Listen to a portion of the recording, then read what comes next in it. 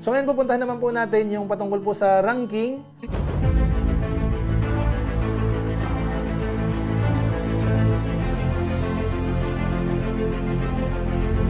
Ayun, shoutout guys. Muli po, welcome to my YouTube channel. Ito po si Kuya Julay, ang inyong katugang, ang inyong kalingap, na muling bumabati muna sa inyo ng magandang araw, magandang gabi. Saang sulok man po tayo ng mundo naroon. At sa araw na ito, panibagong vlog po tayo. Ito po ay yung ginagawa natin buwan-buwan. Update po sa mga kasamahan nating charity vloggers po sa Pilipinas na nagkakaroon po ng maraming views. So sa pagkakataong ito, alamin po natin, sino ho kaya ang napasama po sa ating top 8? Sino ang malalaglag doon sa dating ranking? At sino po ang bagong papasok? Alamin po natin yan maya-maya ng konti. Pero bago po yun, paalala muna si Kuya Julay. Baka sakaling meron pa po ditong hindi nakasubscribe sa ating YouTube channel, huwag natin kalimutan, Julay Paunil. Tapos pakipindot lang po yung notification bell button para lagi po tayong updated sa aking mga video upload. Tapos meron po tayong Facebook page po, Julay Paunil 2.0. Pwede po nating i-follow, pwede pong i-like at saka po i-share yung mga upload po natin dyan. So maraming salamat po sa inyong lahat. Ngayon tuloy na po tayo. Pag-usapan na natin yung patungkol sa mga most viewed channel po ng mga charity vloggers po sa Pilipinas. Ito ho ay matagal na natin ginagawa po. So itutuloy po natin dahil alam ko po marami pong nag-aabang. Pero siyempre po meron po tayong disclaimer. Ang ginagawa po natin ay nakabase lang po sa data sa Social Blade, sa YouTube, at wala pong masamang intensyon. Ang layunin po natin dito, ipakita po sa inyo, itabulate natin yung patungkol po sa mga views, bilang ng subscribers, yung ibang data, o kaya yung mga performance po ng kanilang YouTube channel po. Statistics, isasama po natin. Pero wala po tayong layunin na pag-away-awayin sila, gawing parang competition po. Ito po ay parang maging maging inspirasyon ng ating mga kasamahan din po nag-YouTube. Gusto rin po magkaroon ng charity content. Mababayan natin. So maraming salamat po sa inyo. So umpisan na po natin kaagad. Balikan ko lang po sandali yung dating ranking po natin para sa buwan po ng October 2024. Ito po yon. Ito yung ranking nung nakaraang buwan, October 2024. Ang nanguna po ay si Kalingap Rab. Nagkaroon po silang 23.79 million views. Pangalawa po si Pugong Biyahero, 23.56 million views. So masyado pong dikit.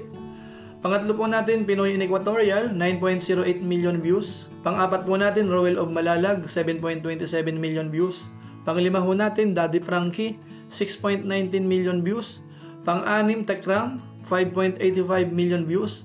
Pang-pito, Kuya Bal Santos Matubang, 5.38 million views. At saka po si Lori Aquino Talita, pang-walo natin, 4.07 million views. Yan po yung dating ranking po natin para sa buwan ho ng October 2024. Ngayon ang tanong po, sino po dito ang malalaglag? Sa inyong kaalaman po, ang malalaglag po dyan ay walang iba kung hindi si Lori Aquino Talita. At siya po ay papalitan po ni Jason Tesorero. So puntahan na po natin ngayon yung statistics po ng kanilang YouTube channel. Ito na po yung magpapasama po sa ating top 8. Unahin po natin si Jason Tesorero. Ang kanyang video views po the last 30 days ay umabot po ng 3.733 million views. Tumaas po ng 25.5%. Ang kanyang added subscribers naman for the last 30 days ay nasa 29,000. Tumaas po ng 3.4%. Ang kanyang bilang ng subscribers sa ngayon ay nasa 611,000. Total video views nasa 62,504,375. At ang kanyang rank sa Pilipinas ay pang 492. Ngayon sunod po natin si Tekram. Ang kanyang video views po the last 30 days ay nasa 3.854 million views. Bumaba po ng 30%. Added subscribers for the last 30 days nasa 10,000. Bumaba po ng 50%. Bilang ng subscribers nasa 2.64 million na. Total video views 846,633,362. At ang kanyang rank sa Pilipinas ay pang 109. Isunod po natin si Kuya Bal Santos Matubang. Ang kanyang video views for the last 30 days ay umabot po ng 4.984 million views. Bumaba po ng 2.1%. Added subscribers for the last 30 days nasa 10,000. Bilang ng subscribers nasa 1.51 million. Total video views nasa 470 million. 364,536. At ang kanyang rank sa Pilipinas ay pang 195. Ngayon po isunod po natin si Roel of Malalag. Ang kanyang video views po the last 30 days ay nasa 6.144 million. Bumaba po ng 10.7%. Added subscribers for the last 30 days nasa 5,000. Bumaba ng 37.5%. Bilang ng subscribers nasa 428,000. Total video views nasa 135,925,938. Ang kanyang rank sa Pilipinas ay pang 652. Isunod po natin si Daddy Frankie. Ang kanyang video views for the last 30 days ay nasa 6.917 million views. Tumaas po ng 19.6%. Added subscribers naman for the last 30 days ay nasa 24,000. Tumaas po ng 30%. Bilang ng subscribers nasa 796,000. Total video views 146,382,576. Ngayon, sunod po natin si Pinoy in Equatorial. Ang kanyang video views for the last 30 days ay nasa 14.911 million views. Tumaas po ng 77.4%. Added subscribers naman for the last 30 days ay nasa 24,000. Bumaba po ng 21.9%. Ang kanyang bilang ng subscribers ay nasa 599,000. Total video views nasa 321,784. Ang kanyang rank sa Pilipinas ay pang 499. Ngayon po, isunod po natin si Pogong Biyahero. Ang kanyang video views for the last 30 days ay nasa 17.637 million views, bumaba po ng 14.6%. Bilang ng subscribers for the last 30 days na nadagdag 30,000, bumaba po ng 40%. Total views sa ngayon nasa 1,129,708,362. Ang kanyang bilang ng subscribers ay nasa 3.71 million. At ang kanyang rank sa Pilipinas ay pang 64. Isunod po natin si Kalinga Prab. Ang kanyang video views for the last 30 days ay nasa 25.112 million views, tumaas po ng 15.1%. Ang kanyang bilang ng subscribers naman for the last 30 days na nadagdag ay nasa 30,000, bumaba po ng 50%. Bilang ng subscribers nasa 3.12 million at ang kanyang total video views ay umabot na po ng 1,90,857,646 at ang kanyang rank sa Pilipinas ay pang 85. So ayan po mga kababayan po natin, yun po yung statistics ng kanilang YouTube channel at sila po yung mapapasama sa ating top 8. So ang gawin po natin para lalong mas malinaw, puntahan na po natin yung tabulation po natin. Ito na po yung pinaka-ranking. Top 8, tapos extend po natin sa bandang baba. Ito na po yung ating tabulation. Ito na yung pinaka-ranking para sa buwan ho ng November 2024. Dito po meron ka tayong column para sa November, buong buwan po yan, tapos 30 days time at saka po percent change. So, ang rank 1 po natin ay si Kalinga Prab pa rin po. Nagkaroon po siya ng 25.11 million views para sa buwan ng November. Or 25.11 naman yung kanyang 30 days time, tumaas po ng 15.1%. Tapos, ang rank 2 po natin ay si Pogong Biyahero. Meron po siyang 18.15 million views para sa November. 17.64 million views naman yung kanyang 30 days time, bumaba po ng 14.6%. Pangatlo po natin, Pinoy in Equatorial. 14.91 million views para sa November. 14.91 naman yung kanyang 30 days time, tumaas po ng 77.9%. Tapos yung rank 4 natin, Daddy Frankie, 7.16 million views para sa November, 6.92 million naman yung kanyang 30 days time, tumaas po ng 19.6%.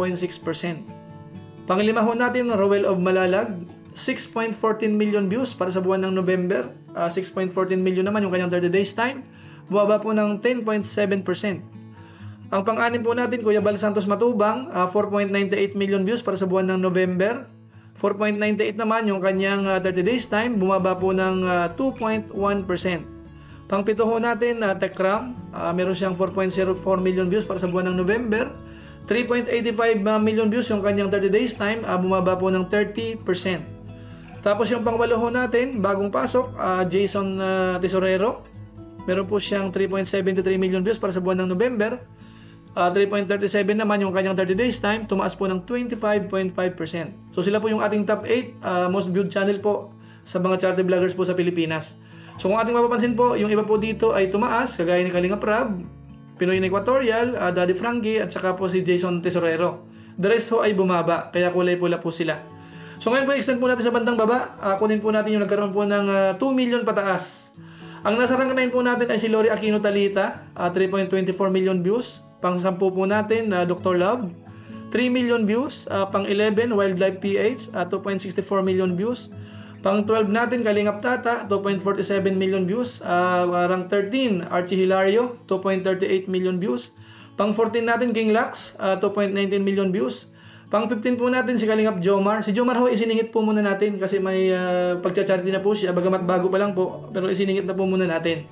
Meron po siyang 2.14 million views.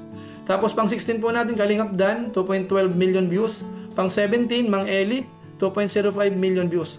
Tapos yung iba po na below 2 million, ito po, si Rampage Channel PH, Ka-Business, Tito Ernst, Kuya Noli Vlog, Kalingap Edo, Mr. Bentiboy Vlog, The Hungry Syrian Wanderer, Kalingap Alvin, Virgilin Cares, at saka po marami pa pong iba. Hindi na lang po natin isinama po dito. So ayan po mga kababayan po natin, nakita natin yung ranking nila. Yung nasa top 8, halos hindi ho na masyadong nagpapalit. Minsan, aangat ng isang level, bababa ng konti. Tapos yung isa lang po yung nagpalit doon sa top 8 po natin. Si Lori Aquino Talita, pinalitan po ni Jason Tesorero. Pero yung the rest ho, sila pa rin po yung ating top 8. Tapos yung kanilang views po, kung mapapansin po natin, Yung iba ho, nagmi-maintain, umaangat pa yung iba, at yung iba naman po medyo bumababa po ng konti. So makikita po natin dun sa ating tabulation, kapag kulay pula, ibig sabihin bumababa po yan. Kapag green, umaangat po. So masasabi lang po natin sa lahat po ng napasama dito po sa ating ranking, congratulations po sa inyong lahat. So ngayon pupuntahan naman po natin yung patungkol po sa ranking at i-compare po natin yung ranking ngayon at saka po nung nakaraang buwan. Kung ito po ba ay tumaas or bumaba. Ang nasa rank 1 po ay si Kalinga Prab, dating rank 1, ngayon po ay rank 1 pa rin. Pangalawa po si Pugong Biyahero, dating rank 2, ngayon po ay rank 2 pa rin. Pangatlo po natin Pinoy in Equatorial, dating rank 3, ngayon po ay rank 3 pa rin. Pang-apat natin Daddy Frankie, dating rank 5, umangat po sa rank 4. Pang-lima natin Rowell of Malalag, dating rank 4, bumaba po sa rank 5. Pang-anim natin Kuya Bal Santos Matubang, dating rank 7, umangat po sa rank 6. Pang-7 natin Tekram, dating rank 6, bumaba po sa rank 7. Tapos yung pang-8 natin Jason Tesorero, dating rank 9, ngayon po ay rank 8. Ngayon punta naman po natin yung bilang naman po ng total views at saka po yung bilang ng subscribers, total din po. Diretso na lang po natin, ito po yun. Ito naman po yung kanilang total views mula po nung nag-umpisa hanggang ngayon, December 1, 2024. Ang nangunguna pa rin po ay si Pugong Biyahero, nagkaroon po siya ng 1.13 billion views. Pangalawa po si Kalinga Prab, 1.09 billion views. Pangatlo, Tekram, 846.63 million views. Pang-apat ho natin, Kuya Bal Santos Matubang, 470.36 million views. Panglima po natin, Pinoy in Equatorial, 321.01 million views. Pang-anim, Daddy Frankie, 146.38 million views. Pang-pito, Rowell of Malalag, 135.93 million views.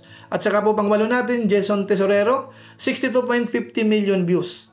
Tapos diretso na po tayo sa bilang ng subscribers naman mula nung nag-umpisa hanggang December 1, 2024. Ang nangunguna pa rin po ay si Pugong Biyahero. Meron na po siyang 3.71 million subscribers. Pangalawa po, Kalinga Prab, 3.12 million subscribers. Pangatlo, Tekram, 2.64 million subscribers. Pang-apat po, Kuya Bal Santos Matubang, 1.51 million subscribers. Panglima natin, Daddy Frankie, 796,000 subscribers. Pang-anim, Jason Tesorero, 611,000 subscribers. Pang-pito natin, Pinoy in Equatorial, 599,000 subscribers. At saka po pang-walo, Rowell of Malalag, 428,000 subscribers. So ayan po mga kababayan po natin, ayan po yung mga importanteng data dito po sa YouTube channel po ng ating mga hinahangaang charity vloggers po sa Pilipinas na talagang active po yung kanilang channel. Tuloy-tuloy po yung mga ginagawa po nila. Lalong-lalo na po yung nakapasok po sa top 8, talagang malalaki po yung kanilang views. So congratulations po Sana wag kayong huminto dahil malaking tulong po yan sa mga kababayan po natin sa Pilipinas. Kahit alam natin hindi po ganun kadali, magastos din po yan, nakakapagod. Pero yung mga kababayan po natin, itong mga napasama dito, yung iba po dyan may mga pangalan na po talaga. Talagang walang humpay, hindi humihinto sa pagtulong po. So congratulations po sa inyo at maraming salamat po. Doon naman po sa mga hindi napasama, tuloy-tuloy lang tayo. Baka hindi pa po panahon para sa inyo yan. So baka sakaling sa mga susunod pong buwan, kayo naman po ang mapasama po sa ating top 8 charity vloggers o kaya most viewed channel ng mga charity vloggers po sa buong Pilipinas. Ngayon kung sakasakali pong meron kayong alam na nagcha-charity po, na nagkaroon po ng maraming views dyan sa Pilipinas na hindi natin naiisama, pwede nyo pong i-comment para sa sunod na buwan, isama naman po natin sila. So maraming salamat po sa inyo. So yun lang po muna siguro yung ating update po patungkol po sa mga kababayan po nating mga vlogger, mga charity vlogger po sa Pilipinas. Siguro kita-kita ulit tayo sa mga sunod pa nating vlog. Maraming salamat po sa inyo. At kung inyo po itong nagustuhan, pwede po nating i-share. So maraming salamat po. So muli ito po si Kuya Julay, ang inyong katugang, ang inyong kalingap na pansamantalang nagpapaalam po muna. Kita-kita ulit tayo sa mga susunod ko pang vlog. Maraming salamat sa inyong walang sawang pagsuporta po sa ating YouTube channel. Pagpalain nawa kami ng Diyos, mabuhay tayong lahat. God bless po. Bye-bye!